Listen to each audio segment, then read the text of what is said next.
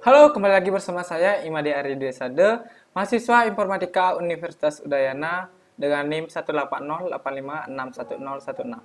Nah, pada video kali ini saya akan membahas tentang analisis quality of service pada jaringan multimedia, yaitu kali ini saya menggunakan analisis kepada aplikasi Nimo TV Web. Nah, video ini saya buat untuk memenuhi tugas mata kuliah jaringan multimedia. Nah, pertama-tama di sini saya akan menggunakan aplikasi Wireshark. Nah, aplikasi Wireshark ini akan saya gunakan untuk melakukan capture atau merekam komunikasi data yang dilakukan oleh koneksi saya. Koneksi saya ini saya gunakan yaitu hotspot atau WiFi. Nah, di sini sudah terlihat koneksi mana yang aktif. Nah, di sini saya akan mengcapture salah satu video streaming, kemudian datanya nanti akan saya ekspor ke dalam Excel. Oke, kita sekarang kita buka dulu web dari Nimo TV. Oke, jadi video streaming ini akan saya analisis menggunakan aplikasi Wireshark.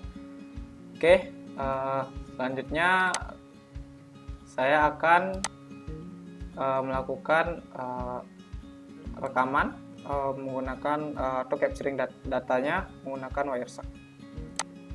Sebelumnya kita play dulu ini. Nah, kemudian tunggu beberapa detik, mungkin saya akan ambil agar tidak terlalu banyak data yang dianalisis. Ngambek gue.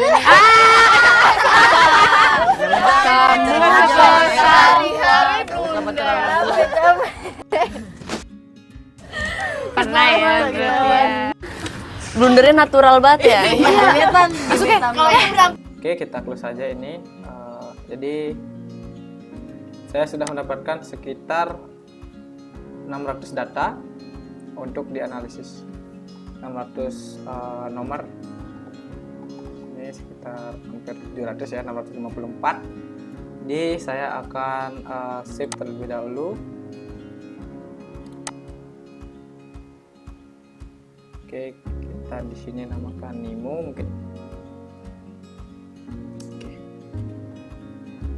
Dan saya akan ekspor menjadi CSV nanti agar mempermudah melakukan perhitungan atau analisis QoS-nya.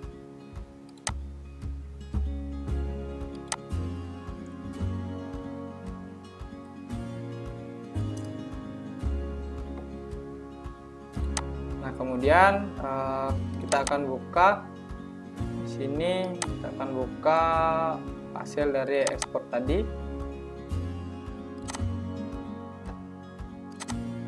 Oke. Sebentar. Nah, ini merupakan data dari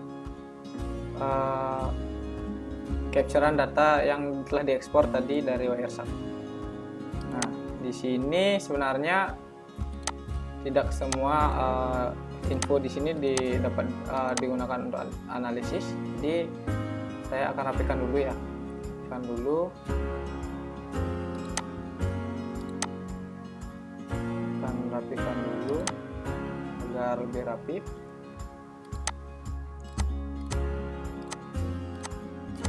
Kemudian karena sudah rapi, ini kita hanya membutuhkan time-nya saja atau waktunya saja, data waktunya saja. Jadi yang lain akan saya delete saja. Oke, seperti ini dan saya simpan. Nah, jadi dari data yang telah diekspor ke Excel, saya menggunakan hanya kolom waktu saja, informasi waktu saja. Nah, di sini saya akan telah melakukan perhitungan terlebih dahulu tadi agar videonya lebih pendek karena masalah durasi. Jadi pertama itu kita harus mencari delay. Nah, rumus delay.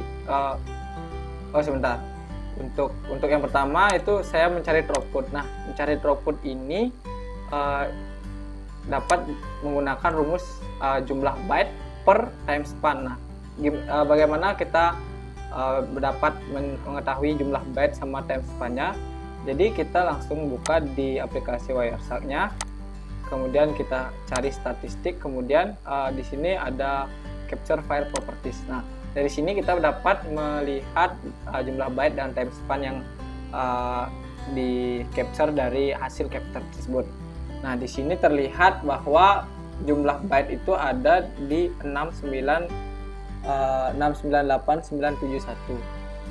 Nah, kemudian ini dibagi, nilai ini dibagi dengan time span pada komunikasi tadi, yaitu di sini dapat dilihat yaitu time span-nya 4,718 sekon. Nah, jadi dari hasil ini perhitungannya mendapatkan hasil seperti ini, yaitu 148.149,89 sekian byte per sekon. Kemudian jika dikonversikan ke dalam bit, jadi mendapatkan sekitar 1.185.198,813 sekian bit per sekon. Nah, jadi jika dibulatkan dan dikonversi menjadi kilobyte dan kilobit per sekon, mendapatkan hasil seperti ini. Mungkin teman-teman untuk memastikan atau bahwa perhitungan saya salah atau tidak, dapat dicek ya, di pause videonya, kemudian dicek apakah benar perhitungan saya. Ini komen. Kemudian untuk mencari paket loss, di sini kita menggunakan rumus, yaitu jumlah paket dikirim dikurang paket diterima. Itu kita hitung dulu, kemudian hasilnya dibagi paket yang diterima dikali 100%. Nah, di sini paket yang dikirim itu dapat kita lihat dari properties yang tadi. Paket yang diterima itu yang dikirim dan diterima itu sama ya, itu jumlahnya 654. Jadi 654 kurang 654 dengan 0 dibagi 654, ya tentunya 0 dikali 100%, maka menghasilkan 0%. Berarti paket lossnya itu 0% ya teman-teman. Kemudian untuk mencari delay ya, nah, untuk mencari pencarian delay ini kita harus pergi ke Excel dengan perhitungan time ini, waktu yang diberikan tadi dari hasil capture. Kemudian untuk yang pertama itu time, rumus delay itu adalah time waktu yang kedua dikurang dengan waktu yang pertama. Nah, bagaimana kita mencari waktu yang kedua? Nah, untuk waktu yang pertama terlebih dahulu kita tinggal copy nilai dari time yang diberikan oleh hasil capture dari Wireshark. Kemudian yang kedua itu kita ambil dari baris kedua dari kolom time, kita copy nilainya ke time kedua. Kemudian untuk delay ini rumusnya yaitu time 2 dikurang time 1, itu kita tinggal tarik ke bawah, kemudian kita akan mendapatkan hasil dari delay. Nah, dari hasil delay ini kita harus menghitung total delay. Nah, total delay ini rumusnya yaitu penjumlahan dari semua delay tentunya ya teman-teman. Kemudian di sini saya mencantumkan paket yang diterima agar mempermudahkan saya untuk melakukan perhitungan rata-rata delay atau ini delay atau latensinya. Nah, kita masukkan saja yaitu rumusnya total delay dibagi paket yang diterima. Tentunya rumusnya yaitu total delay, kita bisa lihat di sini. Total delay dikurang dibagi, maksud saya total delay dibagi paket yang diterima, menghasilkan nilai rata-rata delay yaitu 0,007121,359 sekon. Nah, jadi kita konversi ke milisekon menjadi hasilnya 7,213589 milisekon. Kemudian untuk jitter, nah untuk jitter ini perhitungannya seperti ini teman-teman.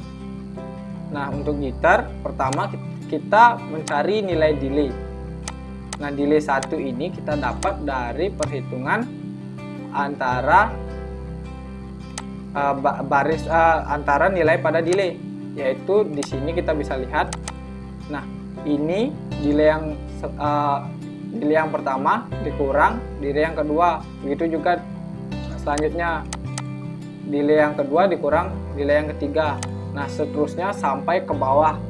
Nah terus untuk delay yang kedua kita dapat dari nilai delay yang delay ini dari baris kedua ini kita copy seluruhnya sampai ke bawah, kita copy ini, seluruhnya ini kita copy nilainya bawa ke delay 2. Nah jadi kita bisa lihat ini sama ya urutannya dengan dari baris delay ini, nilai delay ini baris kedua sama dengan ini.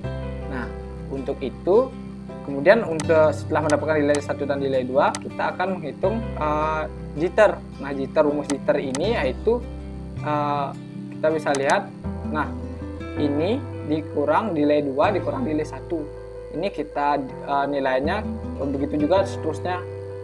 Nah, sehingga mendapatkan hasil seperti ini.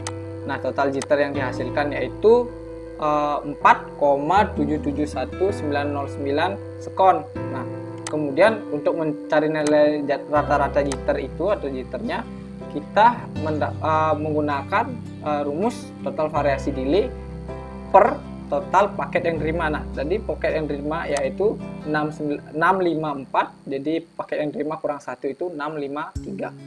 Jadi seperti rumusnya itu ini nilai dari total jitter dibagi dengan jumlah paket yang diterima kurang 1, sehingga menghasilkan hasil yaitu data-data jitter 0,0073077671. Nah jika dikonversikan menjadi milisekon itu akan menghasilkan 7,303671 milisekon. Nah dari hasil semua analisis QoS ini kita tentukan apakah masuk kategori kemana. Yang pertama kita cek throughputnya masuk ke dalam kategori apa. Nah kategorinya yaitu di sini kita bisa lihat throughput yang didapat yaitu di sini satuannya kilobit. Jadi kita lihat kilobit ini 1000, berarti ada di rentang ini ya, di rentang baik. Jadi kategorinya baik, kita tulis baik. Kemudian untuk paket lossnya ini 0%. Kita lihat di sini. Oke, 0 sampai 2% itu perfect. Nah, di sini berarti paket lossnya kategorinya perfect, sempurna ya. Perfect. Kemudian untuk delay atau latensi di sini kita lihat kategorinya. Di sini delaynya sebesar 7, sekian milisekon, berarti ini lebih kecil dari 150 milisekon. Nah, jadi di sini kategorinya sangat baik ya teman-teman, sangat baik. Nah kemudian untuk jitter di sini kita lihat kategorinya, di sini kita mendapatkan 7,3 sekian. Itu berada di kategori bagus ya teman-teman, di antara ini 0 sampai 75 milisekon. Jadi jitter yang dihasilkan dari komunikasi tadi yaitu berkategori bagus. Nah sekian dari penjelasan atau analisis dari saya, penjelasan analisis QoS pada Nimo TV tadi. Bila ada kesalahan atau kekeliruan mohon dimaafkan dan komen di kolom komentar agar saya bisa membenahi hal tersebut. Sampai jumpa di video selanjutnya.